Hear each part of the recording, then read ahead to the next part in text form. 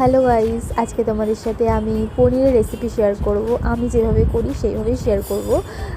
তো দেখো, পনিরগুলোকে টুকরো টুকরো করে কেটে নিয়ে এর মধ্যে ঘি, হলুদ, লঙ্কা গুঁড়ো মিশিয়ে আমি পনিরগুলোকে মাখিয়ে নিয়েছি। তারপরে দেখো, কড়াইতে সর্ষের তেল দিয়ে দিয়েছি।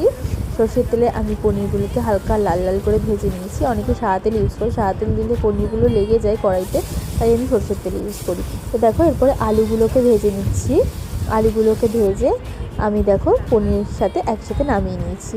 তো দেখো, এরপরে আমি আদা জিরে বাটা করে নিয়েছি। তার মধ্যে নুন, হলুদ আর লঙ্কা গুঁড়ো মিশিয়ে আমি কড়াইতে তেলের মধ্যে দিয়ে দিয়েছি কষানোর জন্য।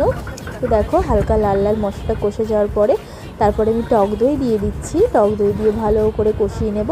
তো দেখো, তারপরে তেল ছেড়ে দিয়েছে। তো তেল ছেড়ে দেওয়ার সময়তে আমি দিয়ে দিলাম গোটা গরম মশলা বাটা। আমি বাটাটা ইউজ করছি, আমার কাছে গুঁড়ো ছিল না তাই। তো দেখো, ভালো করে তেল ছেড়ে দিয়েছে।